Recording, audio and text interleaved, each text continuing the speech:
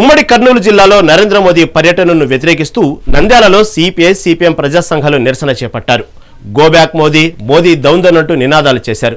స్థానిక పద్మావతి నగర్ నుండి గాంధీ చౌక్ వరకు నిరసన ర్యాలీ కొనసాగించారు. ర్యాలీని పోలీసులు నిలువరించే ప్రయత్నం చేశారు. పోలీసుల నిలువరింపును దాటుకొని గాంధీ చౌక్లో సిపిఐ సిపిఎం ప్రజా సంఘాలు నిరసన తెలిపారు. సిపిఐ సిపిఎం ప్రజా సంఘాల నాయకులు పోలీసుల మధ్య తీవ్ర వాగ్వాదం చోటు చేసుకుంది. సిపిఐ సిపిఎం ప్రజా సంఘాల నాయకుల అరెస్టుతో గాంధీ చౌక్లో ఉద్రిక్తత వాతావరణం నెలకొంది.